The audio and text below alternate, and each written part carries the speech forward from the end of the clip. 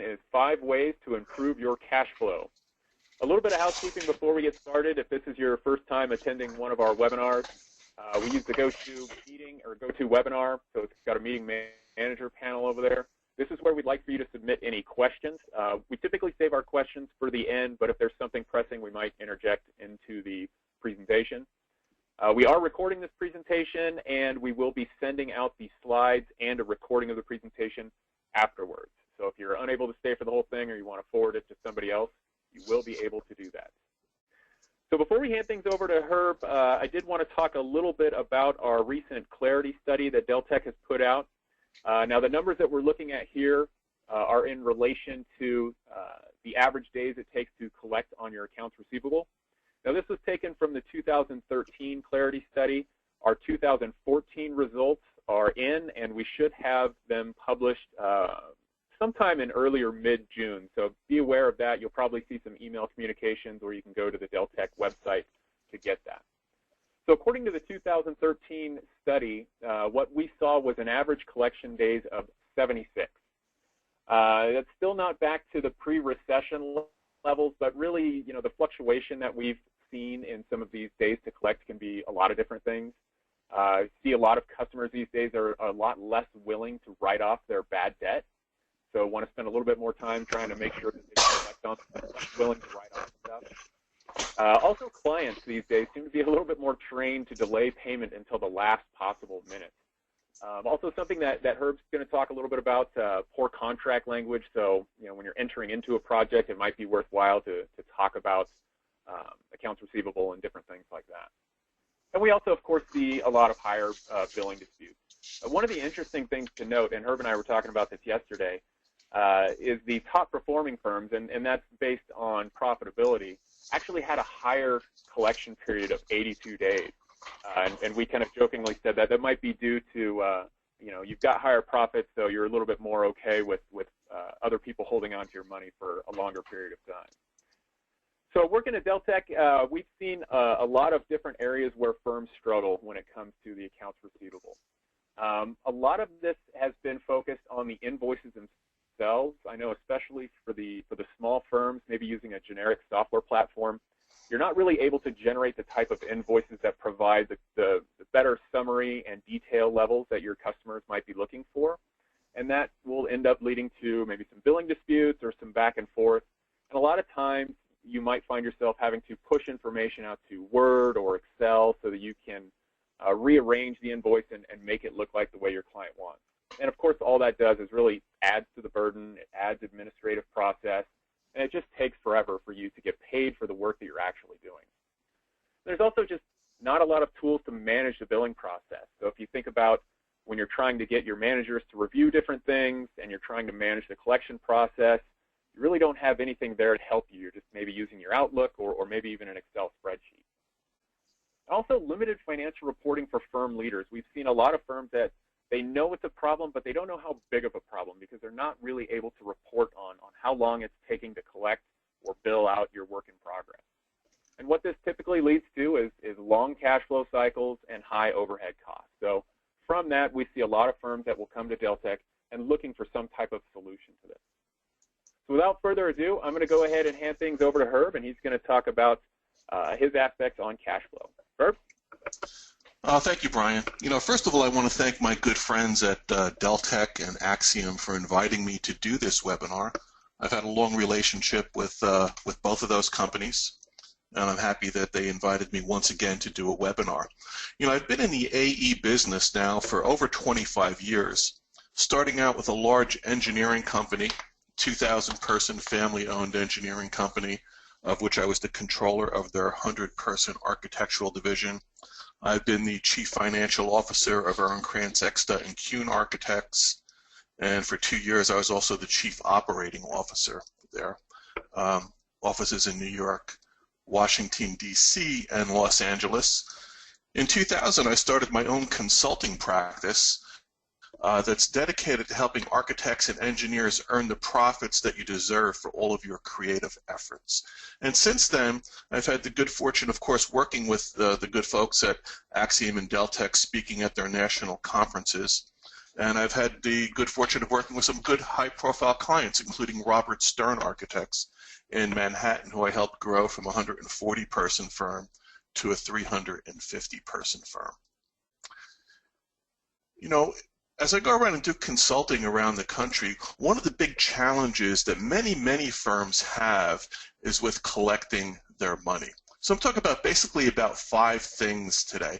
You know, how do we calculate how much money we have in accounts receivable, how much in sales are out there, how much more money can we put into our pocket, talk about cash flow implications, how many years of profit do we have in accounts receivable, and we'll go through the strategies that I developed that really dramatically improve our cash flow in collections that I personally put into practice when I was the Chief Operating Officer at Earnkrantz, Extia & Kuhn Architects. This is the calculation, this is the formula that we use. It's our total accounts receivable that's outstanding at any point in time. That's our numerator. Our denominator is our annual sales divided by 365 days. Now, historically, you know, over the last 20-25 years, the average AE firm has 65 to 70 days of sales in accounts receivable. So that's over 2 months, well over 2 months. Many firms have much more than that, particularly if you're a subcontractor, if you're a structural engineer, an MEP engineer, and you're a sub to a prime architect or another engineering firm, it can be much higher than that. You can easily add 30 days or more to the collection cycle. So that is not unusual. So if you're one of them, don't feel bad about it. You're not alone, but I'm going to try to give you some strategies that we can dramatically drive that number down. You know, and I think one of the challenges, I'm sure we have a number of financial people here, CFOs, controllers, accounting people. It's one thing to go to the partners, to the owners, and say, you know what, we have so much money in accounts receivable, we need to do a better job of collecting. But what I want you to do is turn it into numbers. How much more money can we put into the bank account and ultimately into your pocket as the owner if we can collect our money faster? Here I have a baseline. I put together a little chart here where we have a firm with annual sales of 10 million, a firm with annual sales of 5 million, a firm with annual sales of 1 million. And if we do the math, this is how the sales per day break down between them. Now, some firms have as much as 120 days outstanding of accounts receivable. That's really on the far, really bad end. And for each day, see here in this column here on the $10 million column, if we can collect our money 5 days faster, we can put almost $137,000 more into our bank account. And you can just see as we progress, if we can get all the way down to the industry average of about 65 or 60, you get over $1.5 million more into your bank account, which is great. And here I have an example here for a $5 million firm and a $1 million firm, and depending where you fall in this, you can just add these together and figure out and put down into real numbers for the shareholders, partners, owners, principals of your firm, how much more money would we have available for every 5 days that we can reduce it. So that's something I recommend that you do. Put it in real terms, talk about real money, real numbers. You're much more likely to get the people's attention whose support you're going to need to collect that money much quicker. You know, one of the most dangerous times for a firm is when we're growing, when we're hiring people. You know, luckily the recession is far behind us. Everyone that I've been meeting around the country, we're hiring people. We can't find enough people once again. We can't hire them fast enough. Work is coming in the door. But it's a dangerous time. It costs money to grow your firm. And the biggest source of cash outflow is our employees. So I put together this little chart here, and it's cash flow, and I'm going to assume a 20% profit on revenues. 20%. To me, that's the minimum that every AE firm should be making on their sales, a 20% profit. So here we go. Let me go through month one here. Month one, we hire a new employee. They work. We invoice $20,000. We have reimbursable and direct project expenses included in that $20,000. And we're left with net revenues of $18,000 for what we've earned for our professional services, whether it be architecture, engineering. Direct labor, $6,000. You notice direct labor is 1/3 of the $18,000. I'm assuming that we're going to get $3 back for every dollar we're paying in direct labor. We're left with a gross profit of $12,000. We have overhead, and we're left with a profit of $3,600, which happens to be 20% of the $18,000. Okay, so we go through month one. We need to pay $16,400 that month, right? We need to pay our American Express cards. We need to pay our employees. We need to pay our telephones. We need to pay our software licenses. No one waits for that. They all need to be paid currently. And we haven't collected any money here at 60 days. So we are a negative $16,400 in both the 60-day and the 90-day scenario. Go through month two, the same exact thing. Here in 60 days, we're up to $32,800 negative before we make a collection. Month three, okay, if we're collecting at 60 days, we're finally collecting this $20,000 over here that we invoiced in month one. Monthly cash flow, we're positive $3,600, and we start trending down. If we're at a 90-day collection cycle, we're out of pocket $49,200, almost $50,000 for a new employee, and that's assumed we're going to collect it at 90 days. And so if you're going to hire 10 employees, you better have $500,000 of cash flow available to you to finance that growth. So that's how important it is for the cycle that we're in right now. And I'm not the only one who's put together a flow chart like this or a scenario like this. Lots of people have done this analysis, and it just shows how much it costs to grow your firm and how to plan. If you're planning to grow, you need to have money in the bank to do so. Now, here's something that I came up with just really to try to hammer it home to every partner and shareholder out there. Here I have a firm that's $10 million in annual sales. Divide that by the 365 days. Here's my average sales per day of $27,397. I have outstanding receivables that we've billed. I have work in progress amount,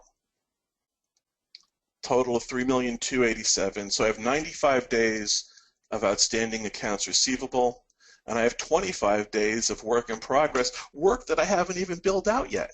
Put together, it's 120 days of work completed and not yet paid for.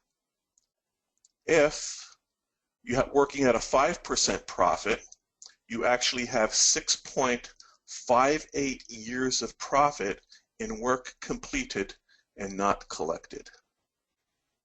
If you do a 10% profit, 3.29 years, 15% profit, 2.19, and even if you're doing my goal of a minimum of 20% profit, you have 1.64 years of profit in work completed and not collected.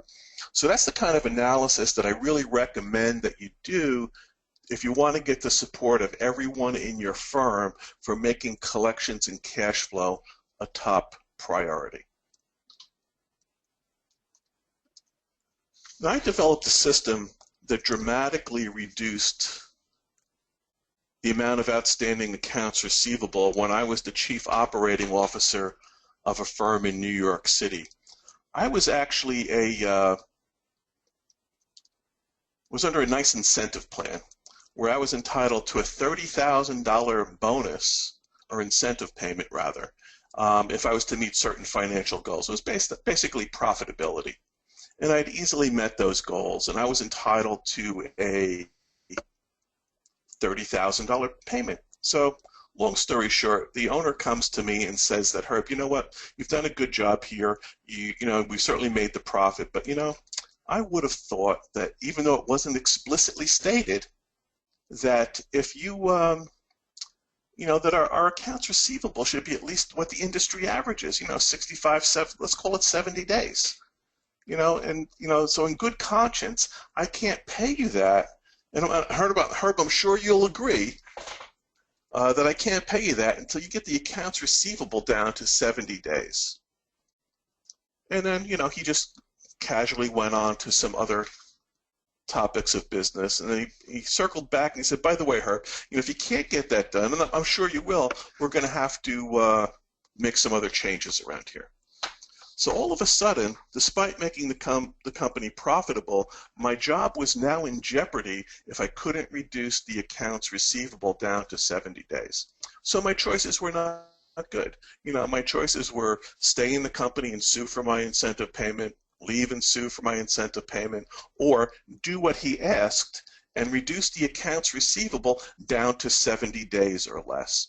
So needless to say, I was highly motivated, and I thought the quickest way for me to get my money was to do what he asked and reduce the accounts receivable down to that 70 days or less. So I went to my office and I said, well, what can I do? I said, the accounts receivable that we have out there, we're going to collect that as a matter of course. That'll come in. Yeah, we'll step up the pressure a little bit, but let me break it down into 4 different areas that if I implement them, it'll improve cash flow.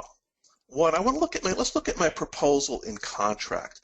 What terms and conditions specifically related to be getting paid faster do I want to get into my proposal and contract? Proposals, contracts, that's a 2-day session by itself. But specifically, what can I do to improve my cash flow?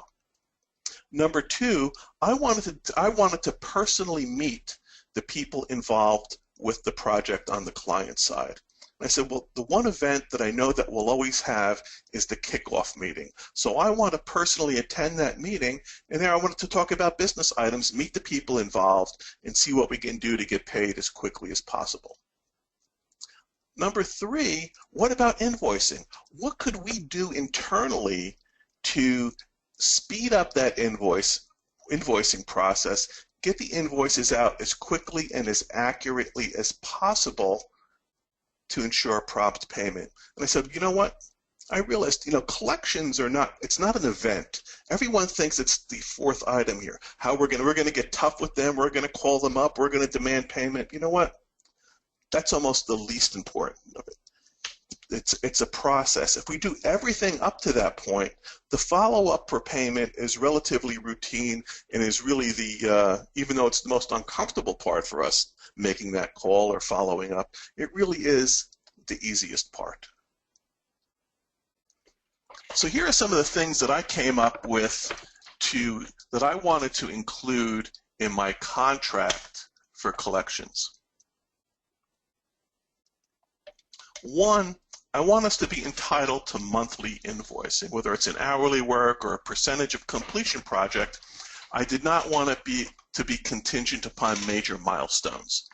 So every month we should be entitled to issue an invoice, and I wanted to get that into the contract. Number 2, payment is due upon receipt. This is part of my Pathway to Profit seminar, and cash flow and collections is one part of it. And generally, I'll ask the question, when is payment due? And I'll get, 30 days, 10 days. No, it should be due upon receipt. We've already worked 30 days. Now, that doesn't mean I'm going to stand there and demand payment upon receipt, but when we follow up for payment 30 days from now, I don't want them to say, well, Herb, it's only 30 days. If they say that, I want to have some language to come back to them and say, well, it's 30 days, but payment was due upon receipt. So, you're really past due. All right. Payments must be current before we submit documents, right? Final sealed documents. That is contingent upon payments being current. Once we deliver those documents, any leverage we might have or any motivation the client might have to pay us has been taken away. We want to make sure that we have the right to stop work for non-payment. Right? Again, at my seminars, I asked, has anyone ever signed a contract where it said if we stop paying, you need to keep working? Well, I'm the only one who's brave enough to wave my hand because I actually signed one of those contracts. And it's no surprise what happened. What happened was they stopped paying and they forced us to keep working. So I wouldn't do that anymore. It was a weak moment on my part. And, we all make our mistakes and hopefully we learn from them. So I won't sign a contract like that anymore.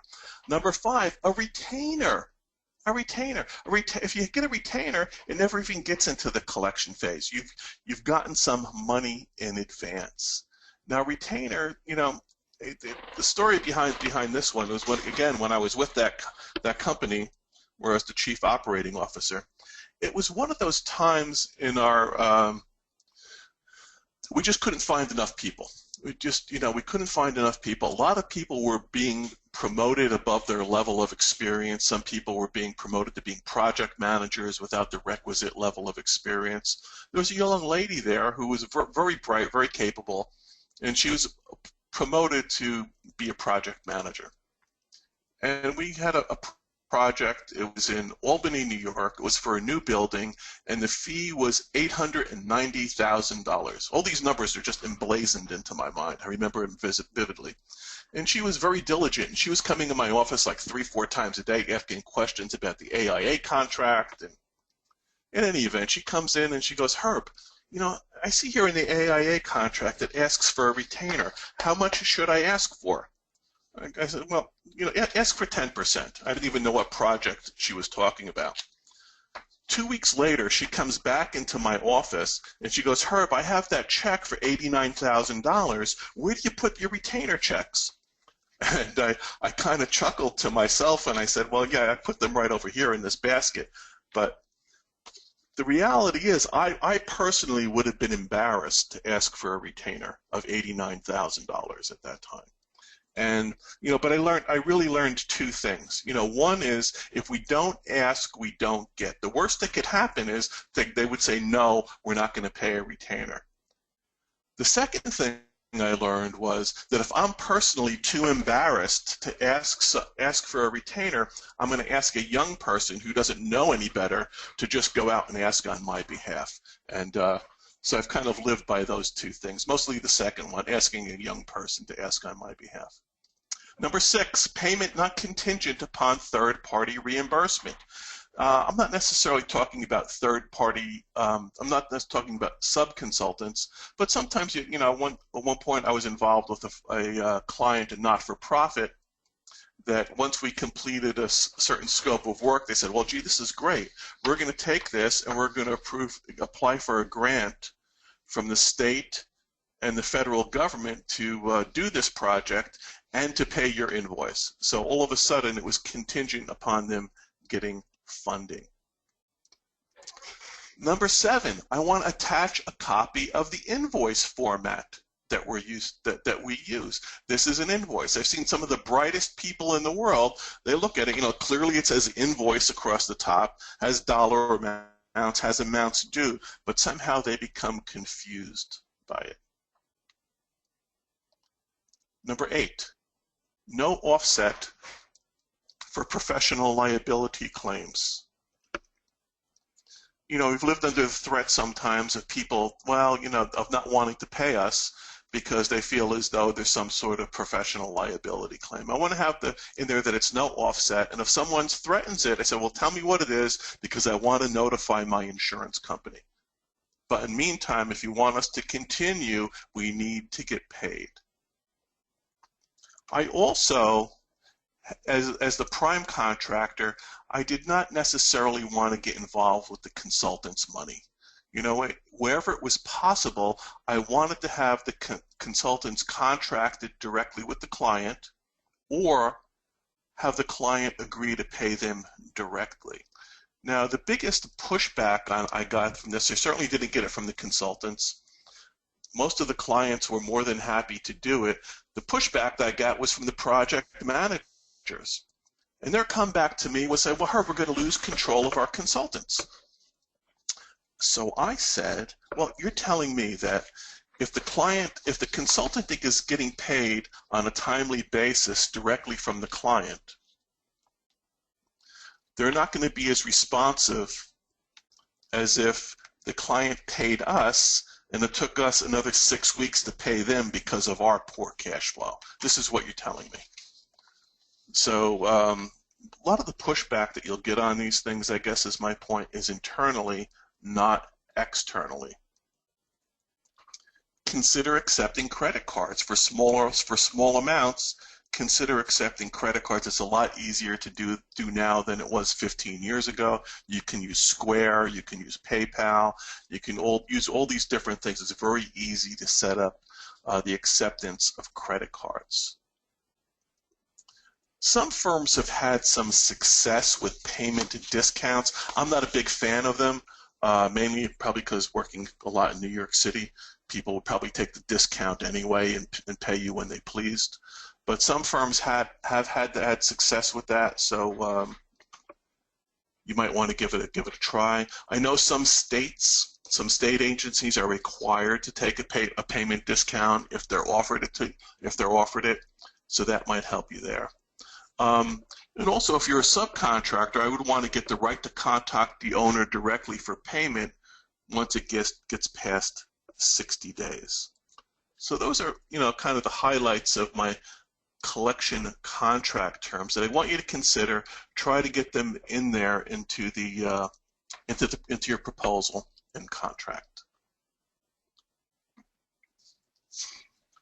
The startup meeting. I wanted to attend the startup meeting and not rely on project managers or principals in the firm to have the only contact with the client on business issues. I wanted to be there, and I recommend a business person from your firm attend. I want it to be the first item on the agenda. If it's not the first item on the agenda, invariably what will happen is you won't talk about it. If you make it the last one on the agenda, you certainly won't talk about it. If you make it first on the agenda, it gave me the opportunity to say, listen, I need to leave a little bit early. Let's get to the agenda. Let's cover the business items, and that's it. Again, the big pushback I got up on me attending the startup meeting was from the project managers and the other principals, not the person who was holding my incentive payment ransom. He was actually very supportive of everything that I wanted to do, so I give him credit for that. But the other people internally, they thought I was going to screw it up on them somehow. I got to tell you, nothing was further than the truth. The clients were so receptive to this. I had comments from anywhere from Herb, yes, you're welcome to come, be happy to talk to you about business things, to, you're welcome to attend the startup meeting, but you know what? Why don't you come a half hour early? We'll go over all of the business issues before the general meeting, because it's going to be a big group. No problem. To Herb, I'm so surprised there's a business person here. The designers are generally such bad business people. I'm surprised they would have someone like you. I'm happy to have someone to talk to. So everything was very, very positive. I wanted to find out at the meeting, what is their internal approval process? When I send you an invoice, the first one, who do I send it to? What's their name? What's their title? Once that person gets it, what do they do? I want them to name names. Who does it go to? This way, if I'm following up for payment or for approval on an invoice, I can follow it through the system. If the meeting is in their offices, I said, well, listen, can I meet the other people involved in the approval and payment process? One thing that I would like to do, I wanted to go into the accounting department and meet the accounting people. Who's in the, how many accountants do we have here? Has anyone ever come back and introduced themselves before they were looking for money? So, I go back, I introduce myself, I say hi, we talk a little bit. I have a financial background, so we, shared a few stories, showed them my invoice. I make a friend in the accounting department. A friend in the accounting department can go a long way to getting you paid a little bit quicker. This way, when I submit an invoice to them and it doesn't cross-foot by 50 cents or I'm missing a $5 backup on an invoice, they're much more likely to push it through or send me or ask me to send the backup or send a new cover sheet for the invoice rather than just rejecting it out of hand. So I want to meet them. I want to make a friend. I want to find out what is their payment cycle. When do I need to get you the invoice by in order to get paid quickly? Well, Herb, you know what? You need to get it to us by the 25th of the month. If you have it to us by the 25th of the month, we can then get it into our construction drawer or whatever it is, and we then pay it in a certain amount of time. If you miss that cutoff by one day, you can cost yourself another 30 days. So I want to find out what is their payment cycle. I'll show them a copy of my invoice, and I'll ask them, are there any special invoicing requirements? You know, do I need to put my tax ID number on every invoice? Do I need to put your project number? Do I need to put your purchase order number? Whatever it is, I want to find out, and right away, not after they've rejected the first invoice. And the last one here, this is my favorite question. I ask them, you know, this is such a great project. I would like to find out, what is the change order process for this project? Invariably, they say, Herb, there will be no change orders on this project. Happens every time, which is exactly what I want them to say. And what I say to them, you know what? I understand that there's not going to be, but you know, stuff happens. There's unforeseen conditions. In the off chance that there might be a change order, what would the process be? And they always say, Herb, you are not to do any out-of-scope work without my personal written approval. And I thank them. And after the meeting, I follow it up with an email thanking them for allowing me to attend the startup meeting, looking forward to the great project, and I affirm my commitment to not do any out-of-scope work without their personal approval, personal written approval. So, and that, you know, in that last thing, you know, that change order process, and you know, we're really doing what they asked us to do. And if you look at an underperforming firm financially and one that's achieving well above average, the biggest difference is they're getting paid for much more of the work that they're actually doing. They're stopping that unpaid scope creep. And this is just a great way to get that commitment in writing. It's the startup meeting. Give it a try. Okay. Invoicing. You know, we need to do a lot to get out of our own way. We want to get the invoices out fast. And by fast, I mean invoices that are, you know, that are fixed fee. I want to get out the first of the month. All right. I've seen some very, very tortured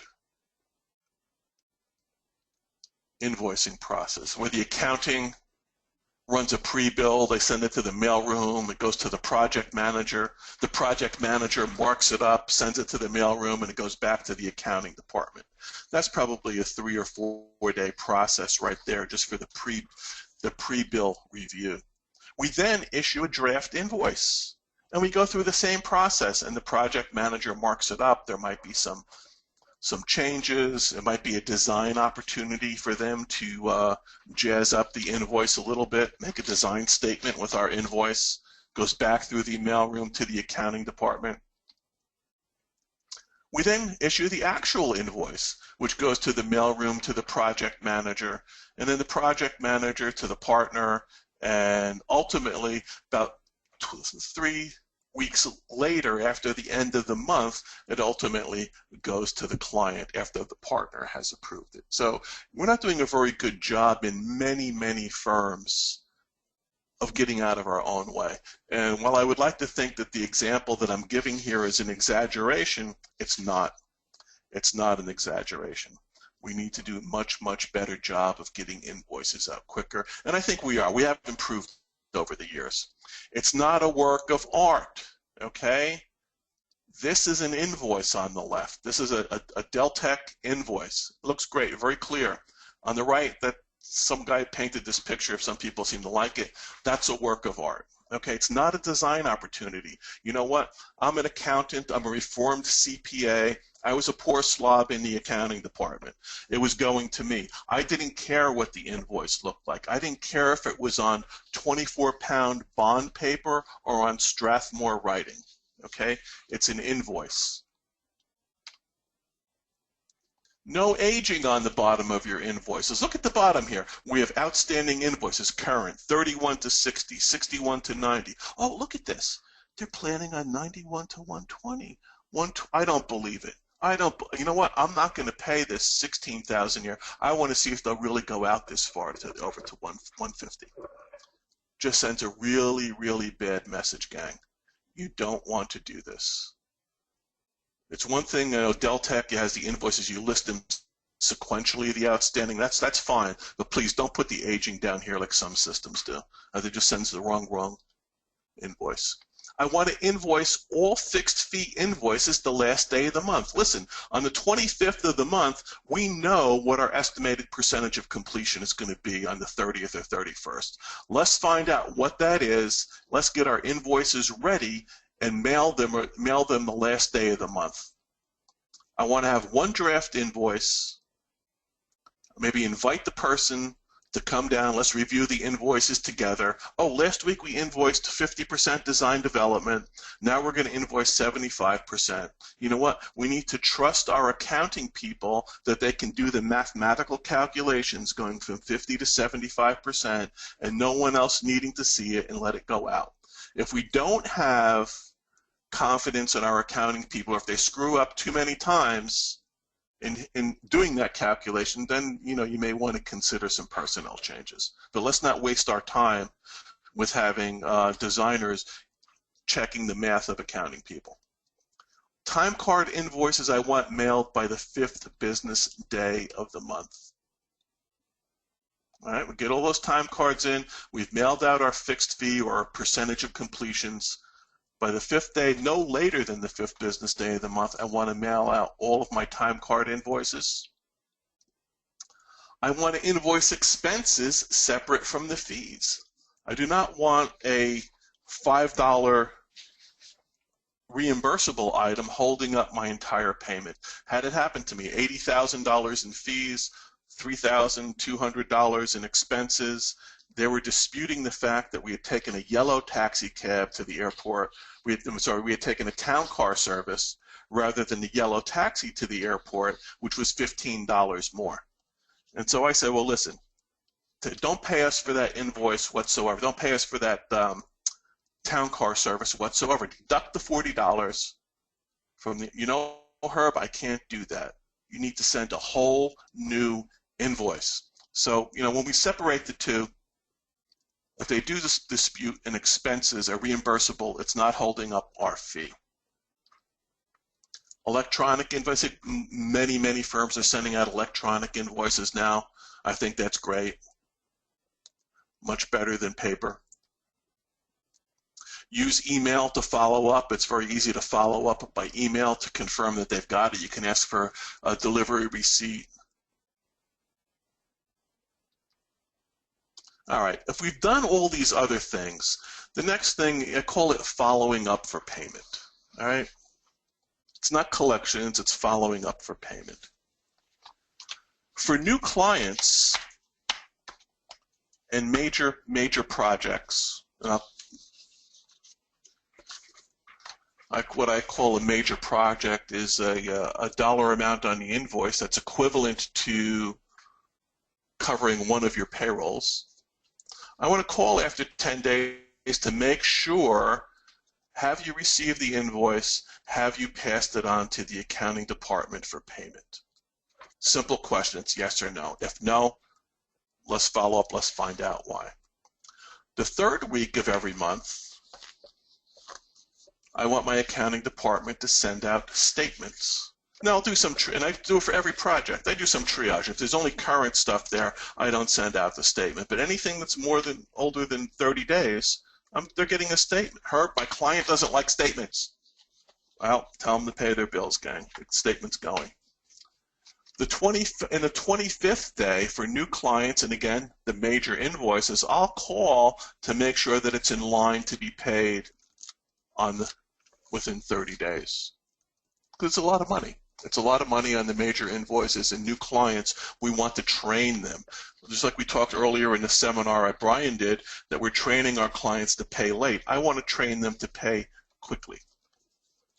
On the 31st day, I want the accounting department to call for payment. Why? Why the accounting department? Because I know they'll make the call. And I, as the CFO or as the partner or whatever I am there, I only have to talk to one person to follow up and see if they've made the calls. On the 45th day at this firm, I personally called, and we had the project manager call on the project side, so we started working it from both sides. You know, at the people that I met at the kickoff meeting, the accounting department, the project managers working with their counterpart, they're feeling it from both sides. In 60 days, I send them a letter, a notice that we're going to stop work unless we can reach an acceptable payment agreement. Now, one of the things that you might want to say here, you never want to say really that you're going to stop work. A technique that I've used is I said, once we get to 60 days, the management committee will no longer assign staff to my project. We're saying the same thing, but we're saying we have a company policy that the management committee in your firm will not assign staff. So I really can't do anything. At 90 days, I send it to legal. The attorneys send a letter. Very rarely gets to that point, and so that's basically my follow-up. But the follow-up is really the easiest part. We need to get those other things in there. Attend the startup meeting. Get those terms and conditions in there. And we'll find that it will dramatically improve. Now, my goal was to reduce it by 10 days every month. I actually reduced it from 98 days down to 45 days of sales in accounts receivable by a combination of all these things. But don't forget, I was highly motivated. So I think that if you try these things, get support from people in your company, make it, you're going to see some good results too. So just when you call somebody for follow-up, have you approved the invoice for payment? If you're calling the project manager or the principal on the firm, has the invoice been sent to accounting for processing? We talked about the managing partner or the management committee will not assign staff to projects with past due invoices. Another one is if it gets out there, said my banking line of credit requires me to stop work on projects with unpaid invoices for that are more than 60 days old. I have no choice. I would continue working, but listen, my line of credit, it requires that I either get paid or have acceptable payment arrangements in writing, or I need to stop work. My hands are really tied. And that can be very effective in getting someone to write a check, that last one. Okay. Brian, I think we're ready for you, my friend.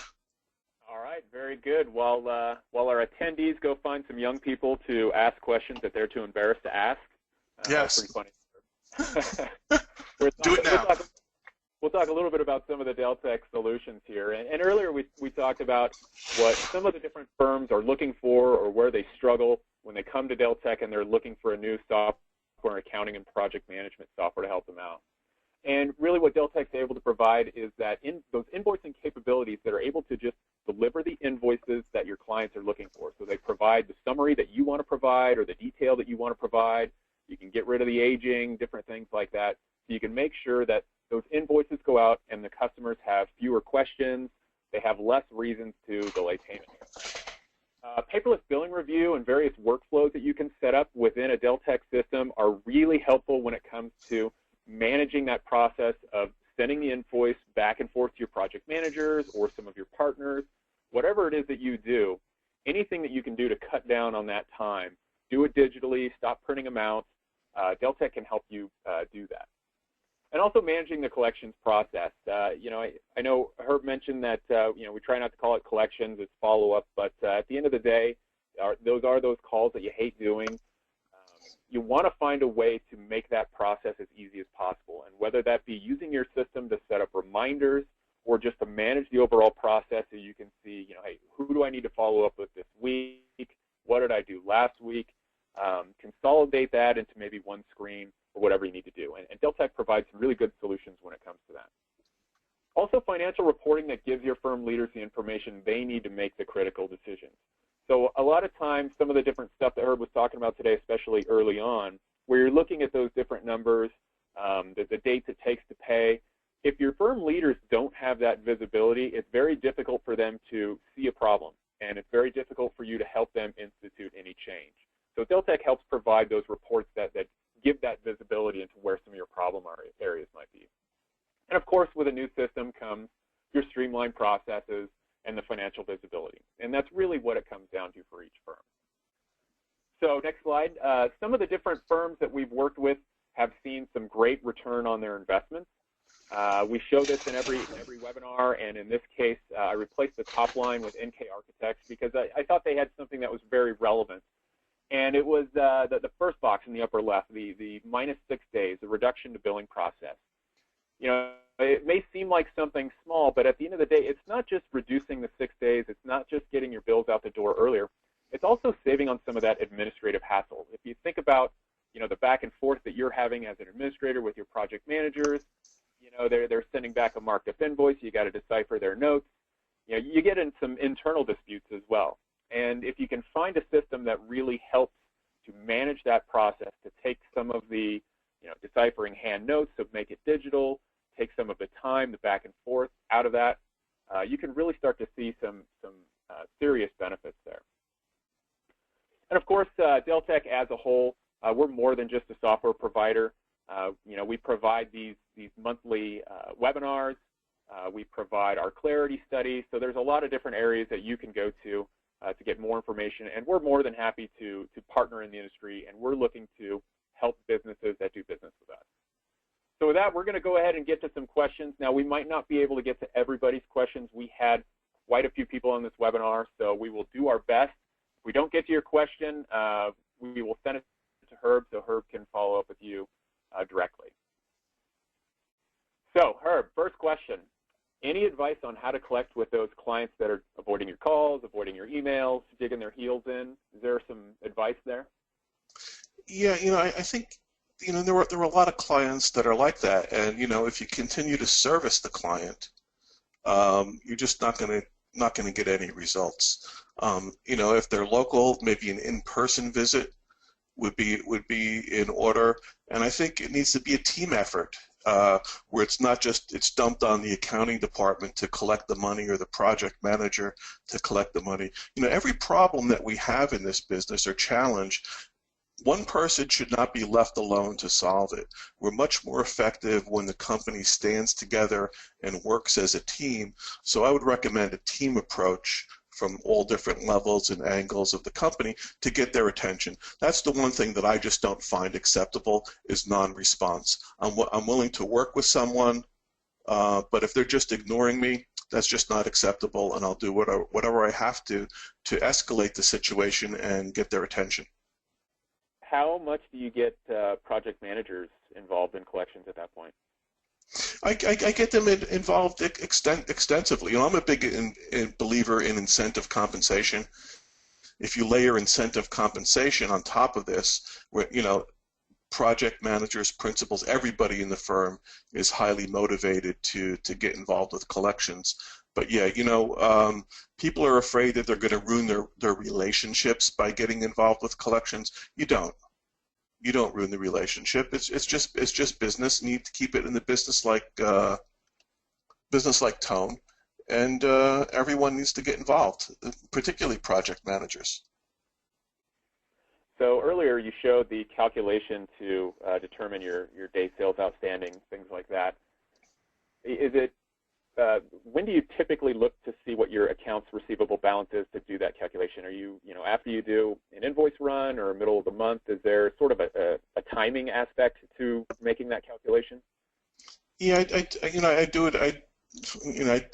You can do it any day that you want, but generally, like I said, if we're getting the invoices out very quickly, if I'm getting all of my fixed fee invoices out the last day of the month, and I'm getting out my hourly invoices by the 5th business day, I'll post those hourly invoices in the previous month that we did the work. So if you ran it at that point, you would know what it is. By the way, there's one thing I didn't mention in the webinar that I should mention now. You should date your invoices the last day of the month in which you did the work. Accounting people look at it. If it's an April 30th invoice, well, an April invoice is due to be paid in May. If we date it May 1st, it's a May invoice that's due to be paid in June. So just even that one day can save you, can speed things up. Is there any benefit to trying to understand your customer's payment schedule? So if your customer is typically cutting checks on the 25th of every month, or knowing what their review cycle is and knowing when you want to get an invoice to them to ensure an early payment? Yeah, that's what I was kind of speaking to. What is their approval process? What is their payment cycle? Finding out what that is, and then make it easier for them to pay you within that cycle. And so I will change any of my internal processes that I need to in order to get them that invoice when they need it to get it into the next payment cycle. So that's absolutely huge. That's a requirement for every client to find out what their process is. So I know in some conversations that I've had with customers that are doing government work, it's been a bit of a mixed bag. I've actually heard some people say that they've worked with a government entity that was really, really good about printing checks and paying invoices very promptly. But of course, there's the other side of that coin where it can take forever.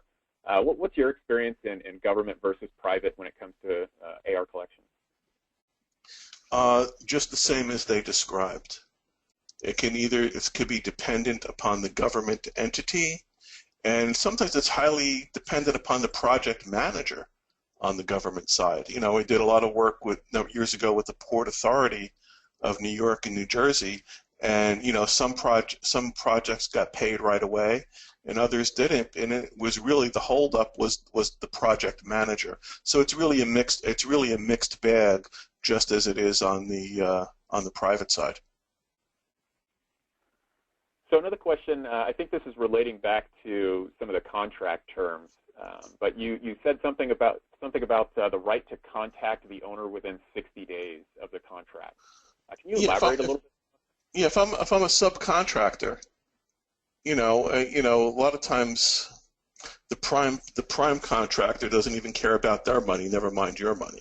So, and I got tired of when I was in this subcontractor category, I got tired of being deflected as to what the real status of payment was.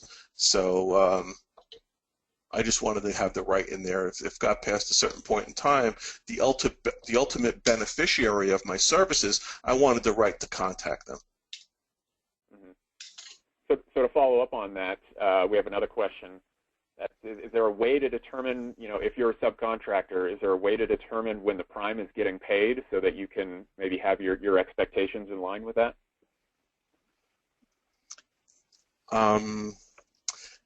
Again, some private and government entities will actually show when things have been paid. I know, like Verizon has a website that shows when things are paid or when have been paid. Some government agencies show when the prime has been paid. So you need to, number one, it's awareness. Find out if those things exist, and try to find out. If you're a sub and you're working on a project, invariably you have some direct contact with the client. Find out if there's been payment, if there are payment issues, and if the prime has been paid, but just by simply asking them. So another question here. Brian, then follow up on it. Don't forget, you can be a team if you're a sub, you can be a team with your prime. Let's get a meeting with them and say, hey, let's jointly go to the owner and find out how we can speed things up. Well, and I recalled a few years ago when the IPD, the Integrated Project Delivery, was starting to get popular, and I know they were trying to get some contracts where everybody was on the same page. I don't think that ever really came to fruition, but you did start to see a lot more instances of primes and subs working much closer together. Yeah, I don't know whatever happened to that thing. I think that was kind of the management fad du jour. Yeah, my understanding was the clients really didn't want to join in any of those contracts. So there you go. Another question here. So thinking about fees on late payments. So I've actually seen this in a couple of different ways, whether it be setting up a fee structure if payments are late, or even an incentive structure if people are paying within early time frames. What's your take on adjusting the billing amount based on whether it's late or early or anything like that? Yeah, I think I talked about, payment discounts. That I'm somewhat skeptical of that, but some firms are very effective in helping it to get their payments. Some firms are successful in collecting late fees. It's kind of a mixed bag, and it's how we train our clients. I just personally have not seen a lot of success from very many firms in getting interest or late fees. Though, if someone wants to try it, I wouldn't discourage them from doing so. I just don't have a good experience with it. And thinking about the invoices themselves, and I know you mentioned not to make them necessarily a work of art, but in terms of the level of detail that you might want to show on an invoice, so perhaps it's a bigger project or whatever the case may be, do you really want to make sure the invoice focuses only on the amount of work that's being invoiced, or should it have some type of full project summary? What's your take on invoice structure? It depends to a large extent on the client type and what type of invoices it is. If it's a fixed fee invoice and you're just invoicing a fixed percentage of completion, I think that's really all you need to show, kind of the sample that was in the presentation. If it's an hourly invoice and you're invoicing hours, I prefer to invoice by job category rather than by employee. For example, project managers, associates, designer 1, designer 2, and so forth, without naming individuals, is my preference. And in there, I think I just think it comes across a little bit better, invoicing by category rather than by named employee. And I know the software has the ability to put descriptions as to what exactly you were doing. And I really don't care for that. I think it just gives more information for people for the client on the client side to challenge. That being said, there's different types of clients. Some of the firms that I've worked with provided the highest end services to building new houses for people. Talking $1,200 a square foot construction cost for houses, and they're 30,000 square feet. Those people generally want to, when you're dealing with them for a personal residence, generally they want to see a little bit more information as to what was done. So that would be the exception to it. In that case, I err on the side of providing them with more information rather than less.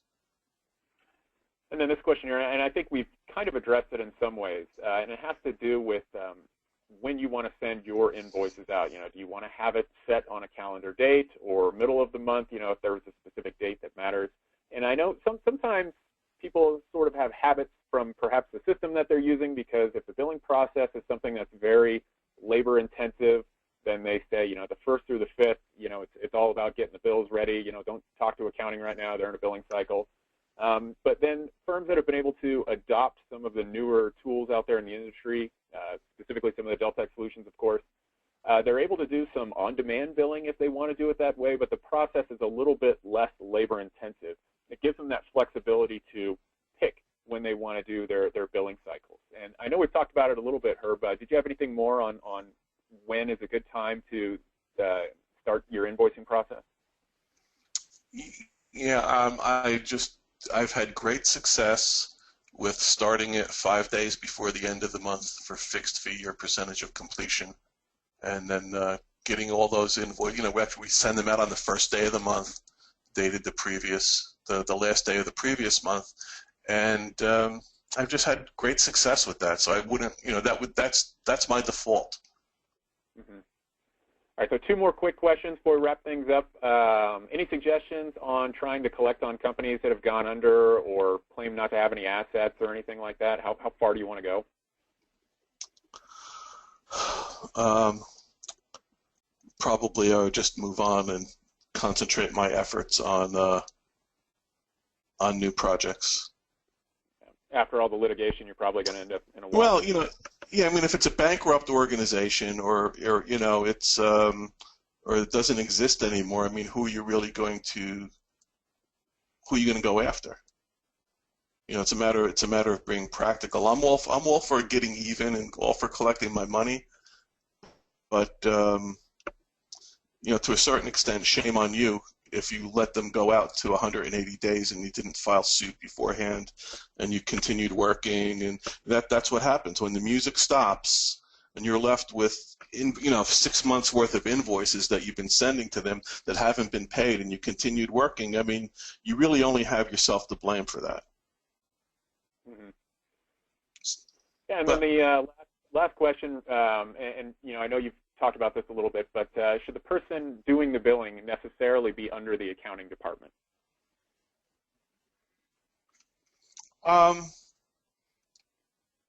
Not necessarily. Doesn't have to be. You can have a person that's just a billing person and reports to someone else. I mean, they just need full access to all of the accounting and project information. I think a lot of this is firm specific. Whatever Yeah. works for the way you do business. Yeah, absolutely. All right. So, Herb, you want to talk a little bit about your management solutions? Yeah, my company, I said, is dedicated to helping architecture engineering firms really earn the profits that you deserve for all of your hard work. And the cash flow and collections webinar that I gave today, that's actually part of my Pathway to Profit seminar. It's a one-day seminar. It's eligible for 7, approved by the AIA for 7 continuing education credits. The next one is coming up in San Francisco, and I talk about things I talk about project management, incentive compensation, human resources, a lot of things that can really key financial statistics to monitor and how to improve them. And so if you go to my website, you'll get information on that and other seminars. I do project management seminars, and I do a lot of work with ownership transition and valuations of your firms. We're very active right now, and there's a whole seminar schedule on my website. You can follow me at Twitter. And again, any questions you have, please feel free to reach out to me and subscribe to my newsletter. All right, thank you very much, Herb. And also, I want to let everybody know we have another webinar coming up focusing on project management and building dashboards for project management. There we go. Build a better AE firm. Register for our next webinar. So you'll most likely see an email about this that will ask you to register. This is going to be a great presentation. It's going to be a little bit more product focused. So if you're in the market, if you're looking for a better solution than what you're doing today, this is going to be a great webinar for you. So this link's also going to be in the slide deck, which we will be sending out along with the recording. I want to thank everybody for joining us today. Herb, thank you very much for another great presentation. And any parting words for our audience? Review the information. I understand that it'll be available on the Deltek website at some point to hear this again. Have other people in your firm listen to it and give it a try. You can achieve great financial success, and it's not that difficult, but it is a team effort. And once again, thank you to my friends at Deltek for allowing me to do this. And of course, thank you, Herb. Thanks everybody for joining us today. This concludes our webinar.